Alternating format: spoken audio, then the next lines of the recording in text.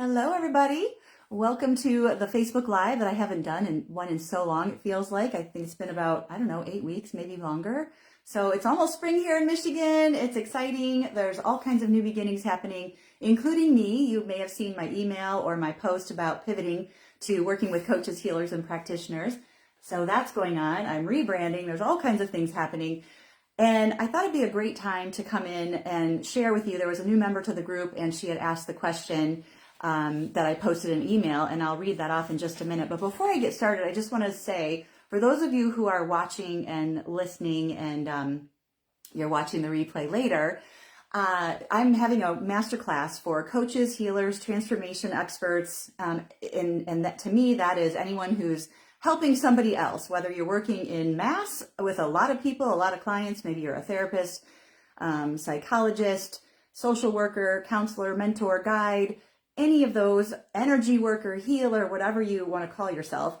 That's what this class is for. And it's about some of the mistakes that you're making with attracting the clients that you deserve. So that is on Wednesday, the 19th at 12 o'clock Eastern. So, okay, here we are. So we're going to talk today about intuition versus fear. So Elena asked this question.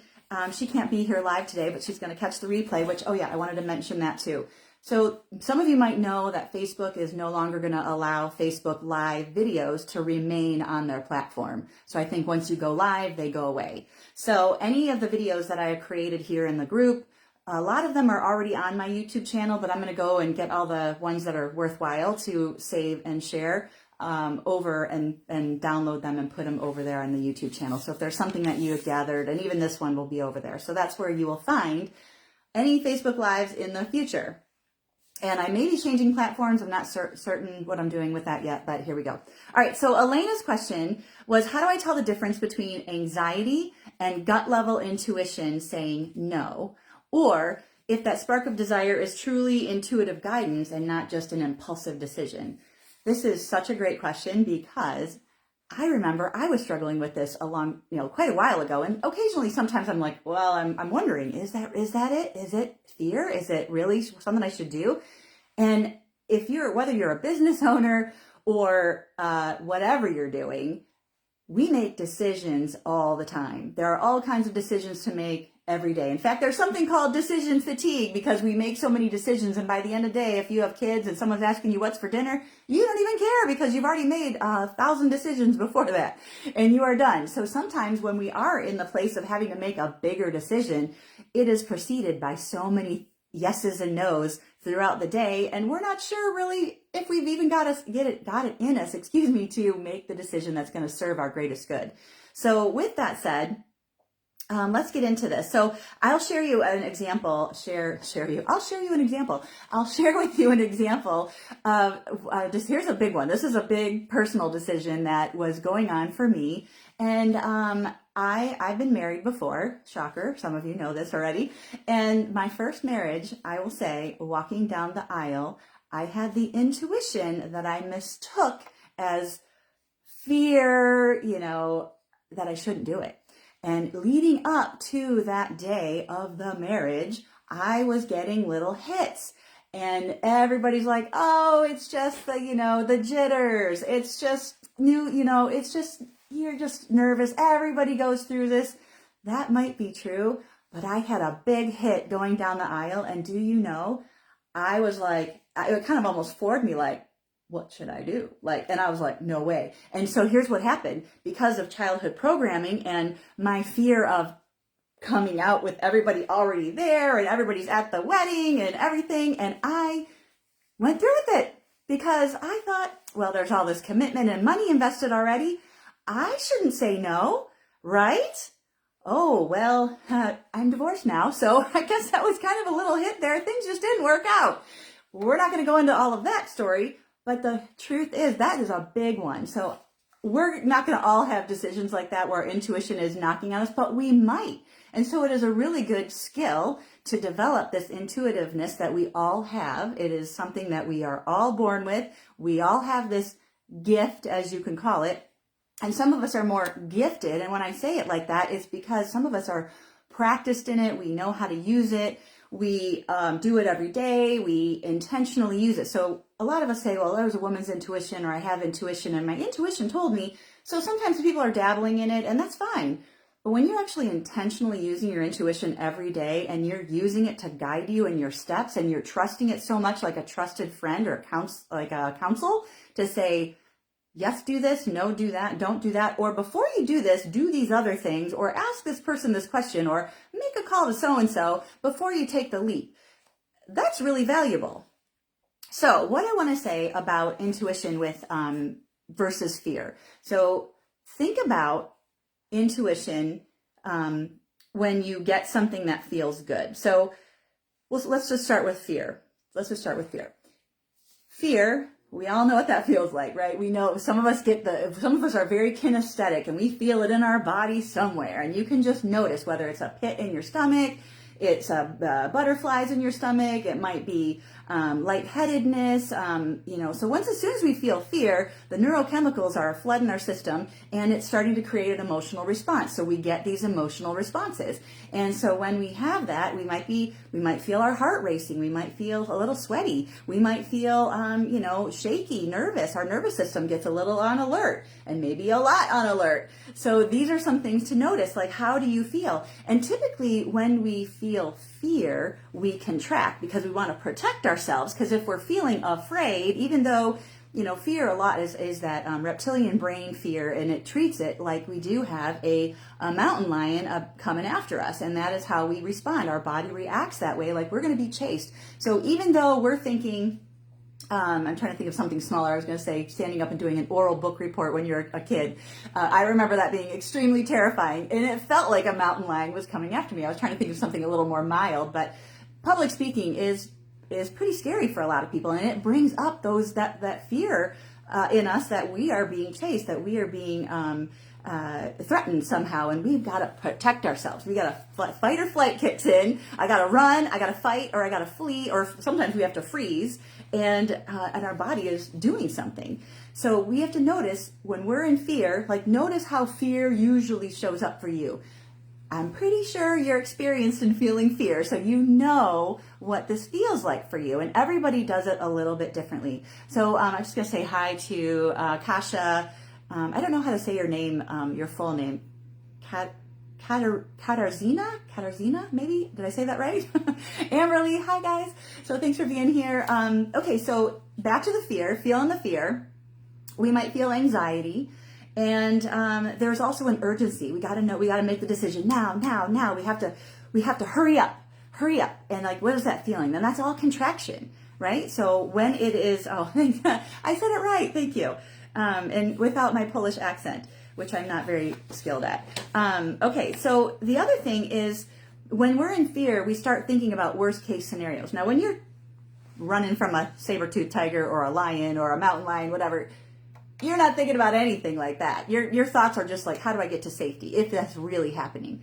But when we are having to stand up, say, and give a report to our boss at work, or we are confronting a friend about something that is confrontational, maybe we want to have a conflict and we want to bring it out on the table, that can feel a little scary. And so and that's a normal fear, right? That's a normal, like, I don't know how they're going to respond. I don't know if they're going to get mad at me. So it's normal to feel that way. And we have to notice that, what is our brain doing? Are we focusing on, again, the worst case scenario? So what's happening there? So when we're making a decision, something big, like for me, when we go back to my example of walking down the aisle and getting the inkling like I shouldn't do this, what I was thinking is all the worst case scenarios with telling my family. Now later, of course, I told them this and they were like, well, we were throwing a big party. But that's not what I was thinking walking down the aisle. I was thinking, oh my gosh, there's all this money invested. My dad's going to go through the roof. Everyone's going to be mad at me. I'm going to be the black sheep of the family. No one's ever done this before. I can't do it, and that's all the fear. That's all the fear talking, when it was really an intuitive, my intuition was like, this might not be for your greatest good, Jill, but go through it anyway, because we all go through the things. We all make decisions, and they're not the wrong decision. It's just a different path, and we're going to learn some things, and maybe our goals are going to get a little delayed or whatever. So we just have to note that and give ourselves some compassion and grace for the decisions that we've made up until now, maybe without following our intuition. So let's talk about intuition and what that feels like. So intuition is usually expansive. You're going to feel, instead of this contracted feeling of like, I got to shrink back and protect myself, or I got to run, I got to get out of here. You're not going to feel that. Instead, you're going to feel like probably excitement. And sometimes there is an overlap of like anxiety. There's a butterfly feeling and maybe even a lightness about it. But usually when we're feeling excited about something, we're able to move forward and do things. And haven't you ever felt like excited about something's coming up and you're like so excited it's going to happen, and suddenly you have all this energy to clean the house and do all these things and you're in a good mood and everything's just, wow, this is like great. That's the kind of excitement I'm talking about, because it creates some really good energy. When we have fear, we're having the contracted feelings, and usually I know for me, I freeze and I sit there and I might just stare at the wall a little bit, or I might just kind of like go off in thought, and time passes by and it passes by so fast. I'm like, how did that happen? And I don't have energy to do things. I feel drained. I feel dragged down. So think of how this lands for you, and note to yourself, the more you know yourself about this, and I know you know, but you may not have taken the moment to step back and say, this is what I do, and these are the things to know. And just document for yourself starting out if you haven't been doing that already or you're not sure. Just because once you write it down and you kind of can see it for yourself, then you have a good idea next time it happens, and you're going to have it in more top of mind of like, oh yeah, I bet this is intuition. I bet, or this is fear. So the other thing with intuition is there's usually a calmness. And even if it's a challenging situation, there's going to be a calmness about it, maybe even a certainty about it, maybe a knowing. We all get our intuition differently. So sometimes it's a knowing. Sometimes it's a hearing. I hear something. I feel something. I just know. I don't know how I know. I just know. And everybody's going to be different. Sometimes we might see a little symbol of something. And those of you who are getting symbols, you might want to just start noting when you get a symbol of something, like what that means. Or maybe you're seeing three of the same symbol in a row, and you're like, wow, that's the third time I've seen that thing. Wonder what that means. And maybe it's related to what you've been asking. So pay attention to what you've been asking. So I'm going to just pause here. Kasha says, and this is how I know her by her name, Kasha. I just had a conversation with a friend who's divorced, and she said she was so dissociated with what was going on before her wedding and during her wedding that she did not even understand. I don't know if I click this, I'm going to be able to see. Oh, there we go. Didn't understand the significance of what she said. Are you sure you want to go through this? Yeah, exactly. Yeah, so that's really big. So thank you for that. Hey, Rachel, thanks for joining me. We're talking about intuition and fear, and I just was talking about some of the intuition feelings in the body. So some of the other things is you're not feeling rushed. When intuition comes in, you're not feeling rushed. And well, for me, with the case of walking down the aisle, there's kind of a timeline, right? Like you're walking down the aisle, there's not that much, it's not that long. I don't have a whole day to think about it and go, well, I don't know, let me try this. So I really went into fear instead of following my intuition. I mean, you've seen the movies where the girl runs out of the church or whatever, and they just, everything stops. Well, I guess I could have done that, but I wasn't courageous enough to follow my intuition at that point. So the other thing about intuition is it's subtle and it's also fleeting. So it comes in and it's just like a gentle little voice. It's very subtle. And the thing about fear is it's loud and it's right there in your face and it's saying, hey, listen to me. And that's why I think sometimes we take that as the seriousness of, I better listen. This is serious. It's so loud. The sirens are going off. It's like, now, wait a second here. Is that really true? Because when people, just think about somebody who really wants your attention, like maybe if you have kids, you know what this is like, or a kid in class, meet, hey, maybe they're, if they're bold enough to do that, or someone just really wants to tell you something and they're going to be in your face about it. They want you to know. It's kind of like that. But with the intuition, it's kind of like it could be even a whisper, but it's going to be subtle. And I've worked with my intuition for a long time, and I've even taught it. And it's when you actually deliberately sit down to get information, it's a little bit of a practice at first, but it's quiet, and you have to quiet yourself to hear it. you have to quiet yourself to, or to other, let me clarify. When I say here, I also mean for you, because it's going to be different, whether it's a knowing, a seeing, a feeling, or all of them. Some of you might be very adept at doing all of them, and some of you are prone more to that, and we'll get into that at another time. So, all right. So my mom's here too. Hi, thanks for joining me. All right, so so here's some ways that you can discern from the feeling is, when you're having a big decision, for example, and you want to do something and you're not sure if it's anxiety or fear, and it might be a little fear because when we are stepping into the unknown, there is discomfort. It is natural.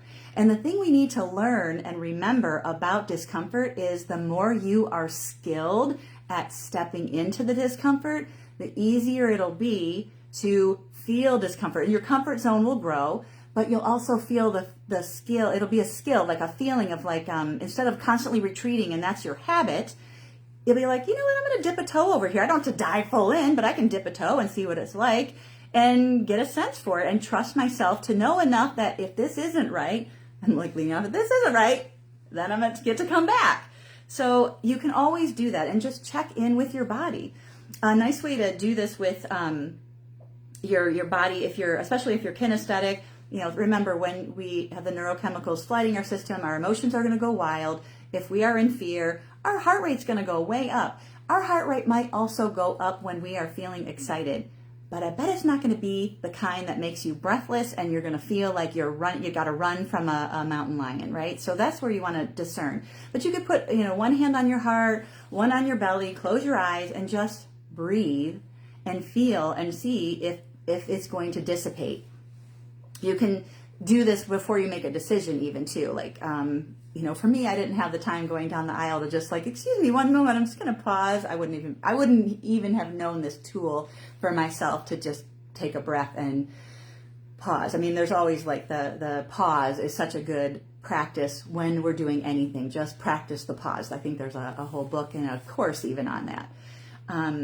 Another thing to do is if you can postpone your decision and there's all this fear around it, if you can postpone to making a decision, for you, it might be a couple of days, maybe it's a week, maybe it's postponing it as long as you can so you can just get yourself settled and clear and grounded. But usually if it's postponing and the fear dissipates, then it's probably was just some kind of fear. But usually intuition, it'll keep coming in waves and hitting you and letting you know, right? So intuition works in all directions, right? It's going to tell us to do something or not do something. And it could be that don't do this kind of thing. And it may not be loud though, but it might be an urging, a knowing, and maybe you just react like you didn't even know where that came from. So we have to trust our instincts too. A lot of people use the gut check. But the thing I know after studying human design, and this makes sense from people I've worked with, and I'm not a human design expert, though I've studied a lot of it and I've used it a lot with my clients, is the gut check is really only applicable to about 70% of the population. So that's a big majority. However, there's 30% of you that aren't going to be using your gut to make your decisions. You might say that, but it's really not coming from there for you. You have to kind of check what your authority is and how you're going to know what's right for you when it's because some people will even say I don't even know what that means to check my gut. I don't have a gut response, because it's true. You don't. People teach that everyone does, but they're really talking about the intuition there, and it's not necessarily a gut feeling, but people will get a literal gut feeling. And there are some people I work with that when we're doing body scans and looking for an emotion for a memory that we're working on, sometimes they're feeling it, in their head, or they're feeling it in their back, they're feeling, and it's really what's going on with that memory too. But some of my big gut people, seems to always show up in their gut. So, okay. So I hope you're following so far. Angela, hi, welcome here. You said you normally have this. Oh boy, I gotta get my glasses. The light is so bright, it's almost like making the text, which is white, hard to see. General knowing, yeah, got it.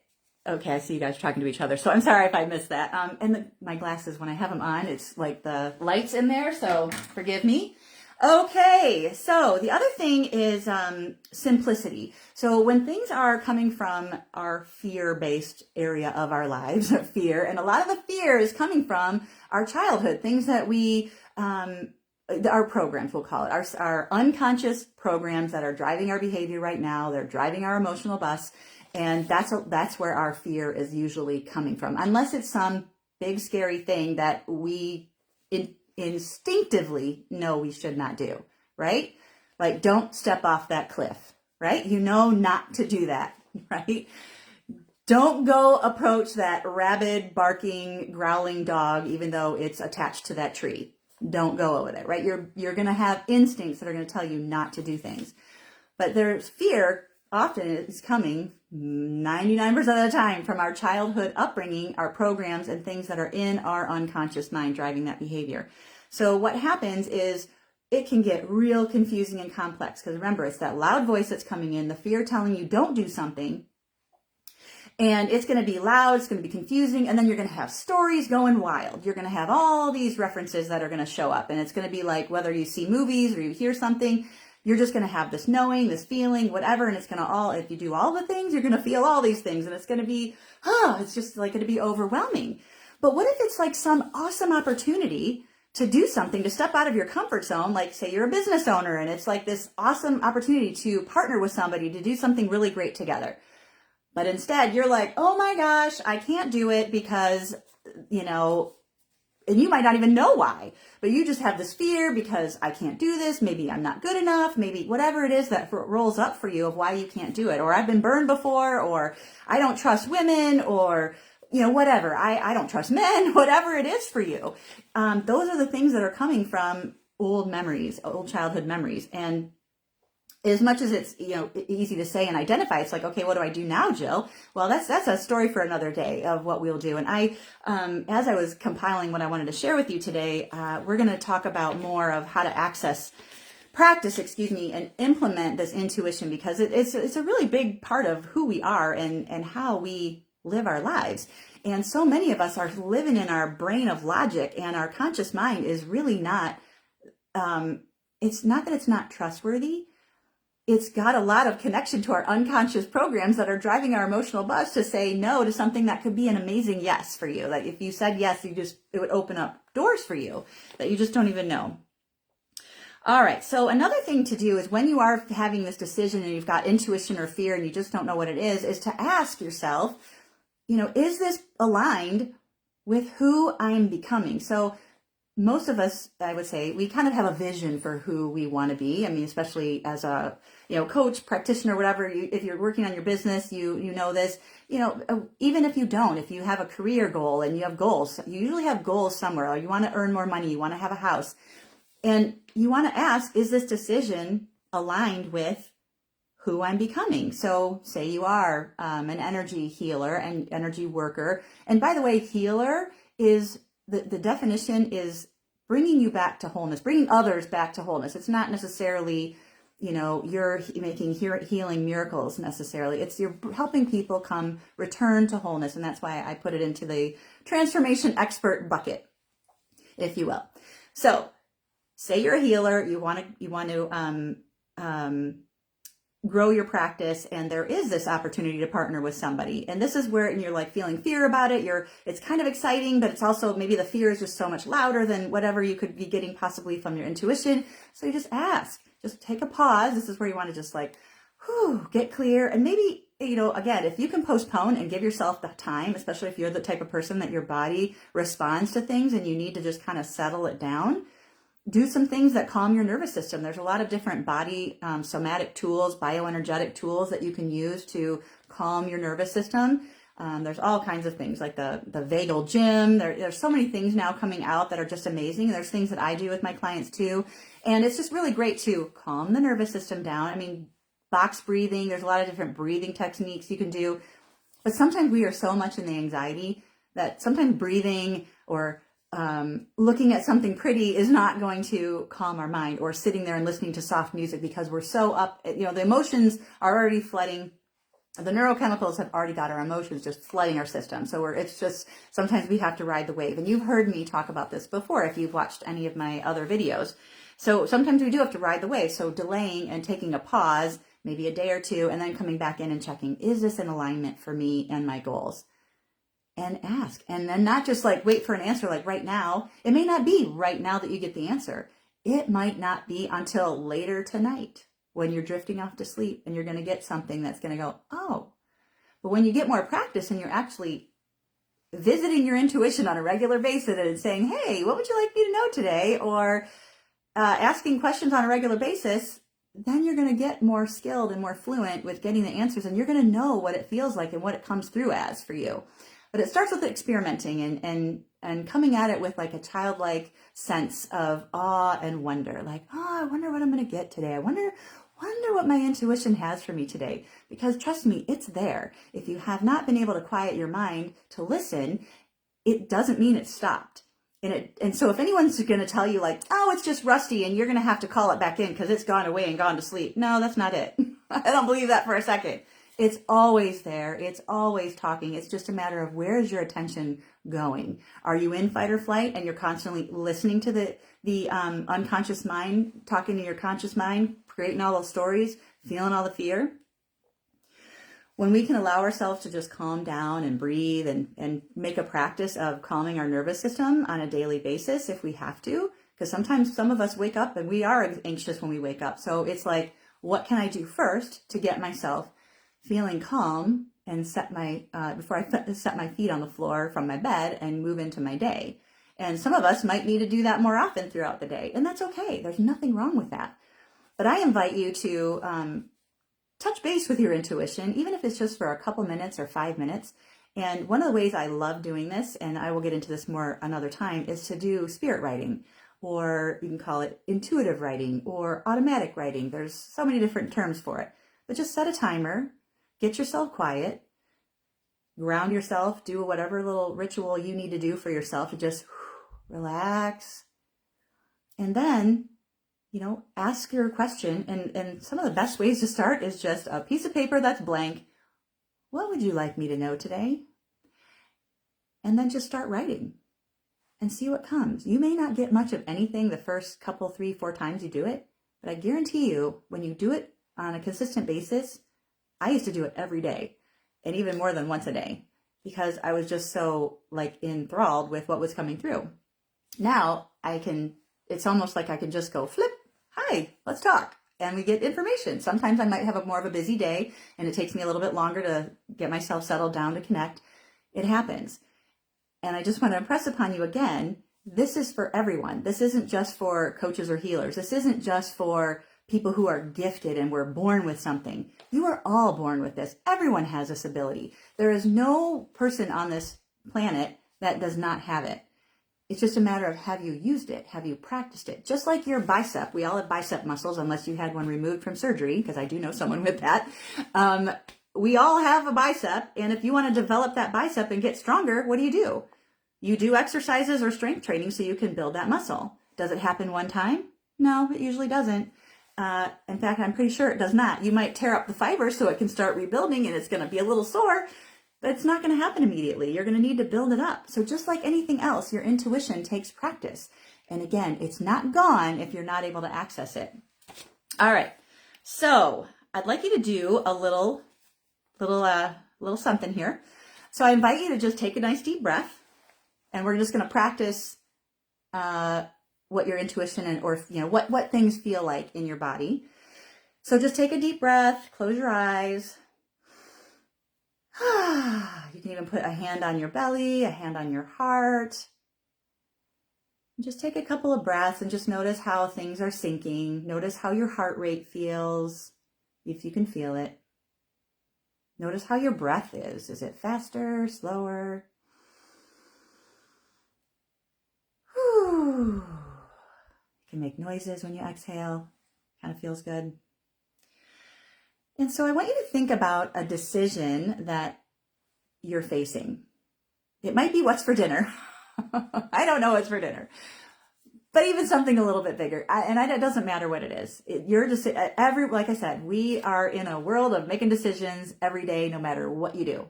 Everything is a decision. Should I eat this today? Should I make that today? Should I go here today? Should I call that person today? We're all about decisions. But think about something a little bit bigger than, maybe it's just like, should I call somebody today? Maybe someone's been on your mind and you're wondering if you should call that person today. And I just want you to tune in and think about the sensations in your body. So just close your eyes and just notice as you're thinking about this decision, what rises for you? Is there a sense of a knowing? Is there a sensation in your body? Like do a body scan, like head to toe, just really quick. And notice where something is feeling any sensation. It could be a pressure. It could be even a tickle, an itch, wiggly something. Maybe you feel like unsettled in your body and you're wiggling around in your chair. And just notice if your thoughts are coming in and there's something telling you to do something. You're getting information. Maybe you're getting a hit already of something. Great. Write it down because it might be fleeting. And as much as I've done this, it still happens where I will be in the middle of something and I'll be like, oh, that's a really good thought. I want to write that down, but let me finish this first. And then I'll come back and be like, oh, no, I lost it. And that was a good one. And usually it'll come back, but sometimes I want it back like right then. So just have a notepad handy and write things down when you're doing this kind of work. But just notice what would happen if you said no to this opportunity. Like if it's a yes-no opportunity, if you said no, this is like the best way to do it for yes or no. And see how that feels. If someone's asking you to do something and you don't know what to do, yes or no, should I, shouldn't I? Imagine yourself saying no and notice how your body responds to that. Does your heart rate go up? Does your breathing increase?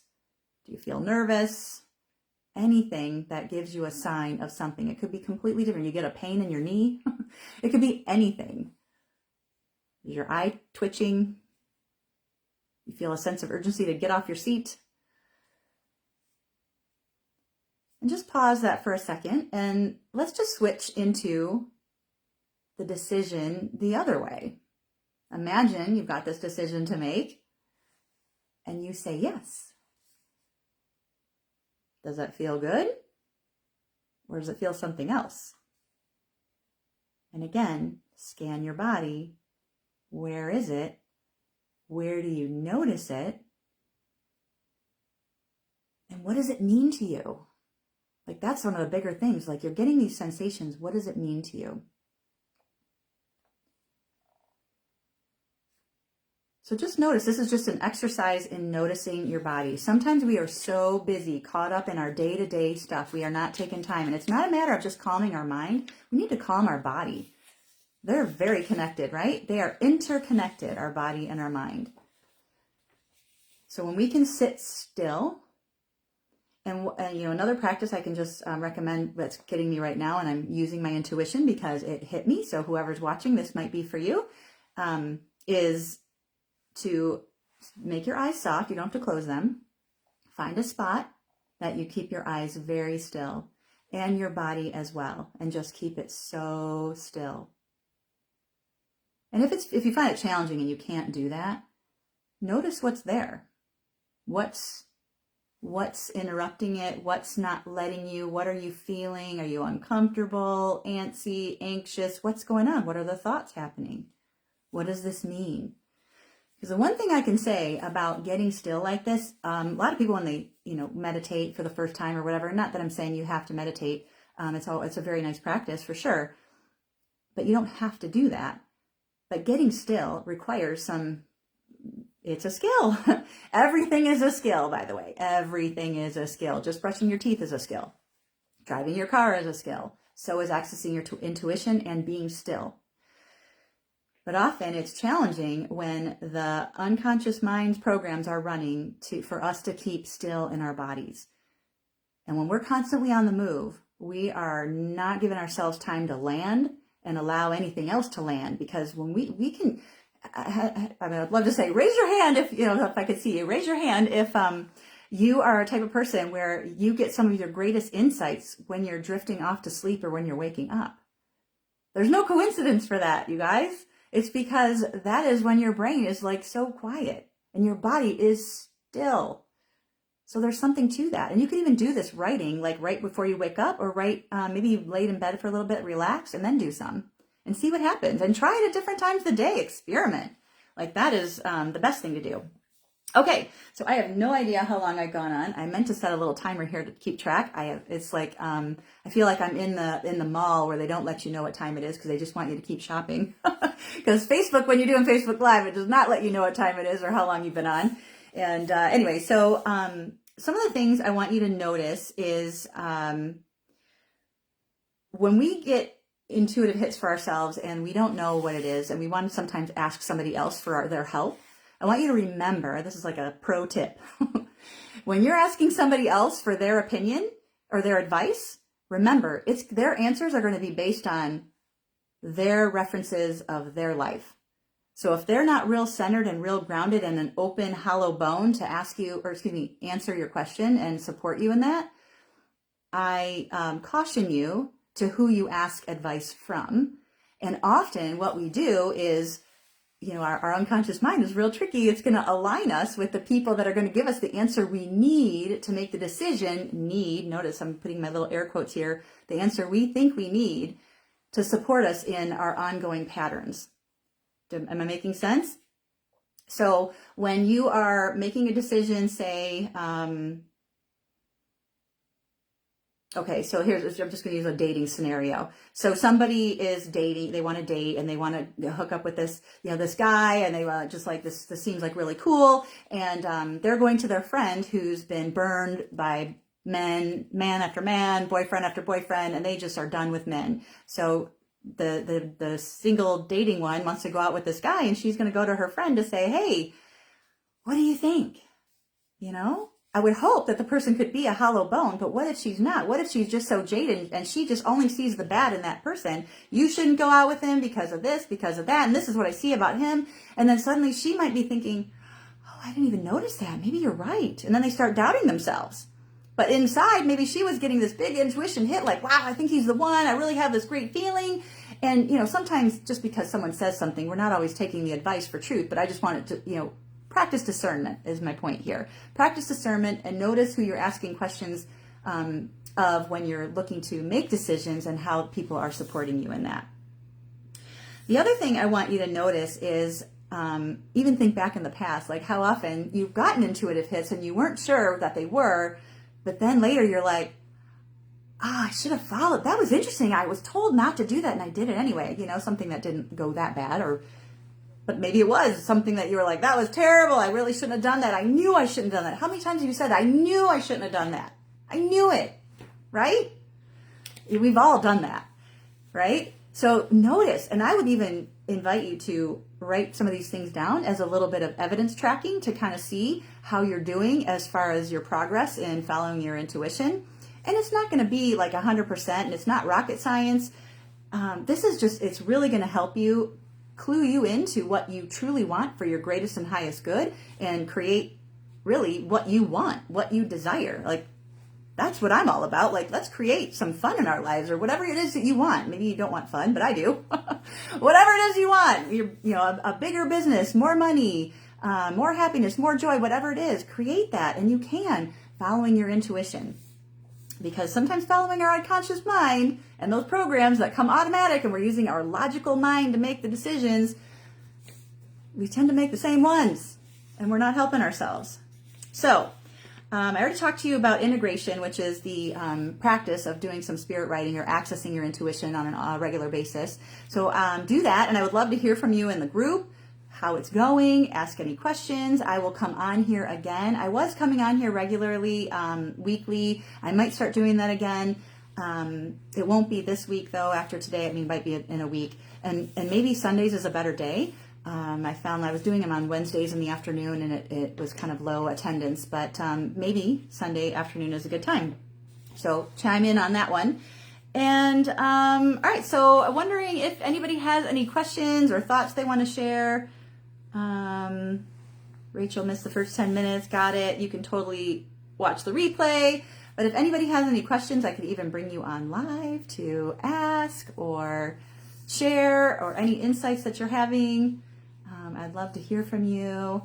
And then while I'm waiting to see if anybody raises their hand, I just want to remind you that if you're watching the replay and you are a coach, healer, transformation expert of any kind, working with people, any kind of practitioner, I have a masterclass on Wednesday at 12 o'clock Eastern Standard Time, 12 p.m. Eastern Standard Time, Wednesday the 19th. And it's going to be on client attraction breakthrough and how you can gain more clients without the exhausting push, without another marketing strategy. And so it is not a marketing strategy. How about that? So I hope you are intrigued. Looked like there was some activity here, but I cannot scroll back. Okay, let me see here. All right, well, I don't see anybody asking. Oh, hold on a second. Oh my goodness, so the screen did not go.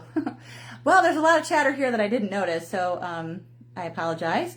Hi, Jackie. I didn't see you come in. My screen was kind of stopped where I had scrolled the last time.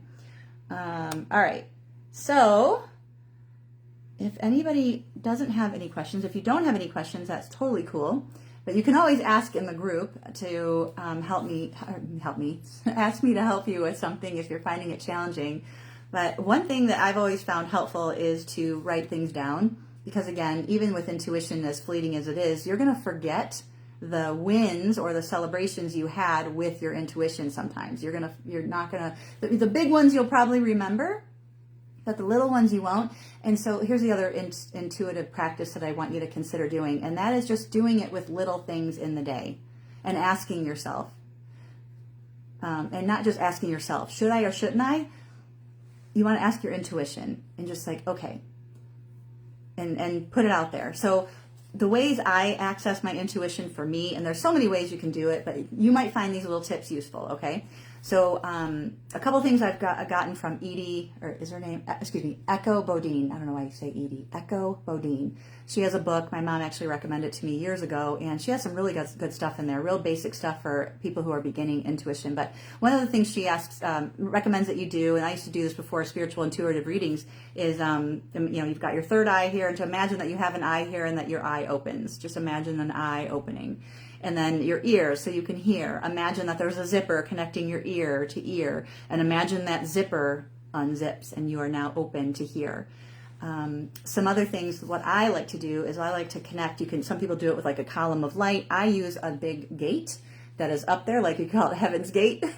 And you can imagine that this, light comes down. But what I imagine, and I just was telling some friend about this the other day, I imagine that a herd of horses comes out of this big pasture in the sky, and it's all my intuition, just thundering herd just comes into me, and that is my connection. And actually, whenever I access it now, the visual is they are grazing in between here and there. So they're still there. So that to me is a symbol, like they're here. They're just waiting for me to ask, and they're here. So that's one thing I do. And then I also connect with my heart. Any of you who know about heart math, that is an excellent, there's tons of free resources on heartmath.com for connecting with your heart center and using your intuition. But I like to connect with my heart there. Those of you who have worked with me before, we go into a happy memory. You can use that. But if you're going to use a happy memory to get the power of the feeling of unconditional love in there, go with something big, not just something like, oh, I love chocolate ice cream. Don't use something like that. Use something big. Like my clients usually use something like the birth of their child, or when they got married. I'm trying to think of some of the really usually big ones. Some big breakthrough that they had with a job, a business, a client, something like that. But something that really just gives you that heart-centered, deep love connection, and there's nothing bad in it. It's only good. And for me, it's my horse, almost always. It's almost always Cisco. It's always there. So I do that, and then I also get into the space of innocence, being in that childlike state of wonder and curiosity, and just like, I wonder what's going to happen. So you can't force intuition. You can't make it happen. You can't make it talk to you. It is always there, but when we're pushing and forcing and stressing and straining, we're kind of squeezing the life out of it. So you just have to relax and practice relaxing. And I know some of you might be feeling like a little anxious about whatever and have anxiety it might be a habit. Anxiety might be a habit for you. So just notice when you get the little breaks and you're feeling a little more calm or centered that you can ask, then try it then. You don't have to make a big long practice out of it. You don't have to do any ritual ahead of time. You can just tap in. just when I do some intuitive work, there's a couple little things I like to do to just really get me in the feeling.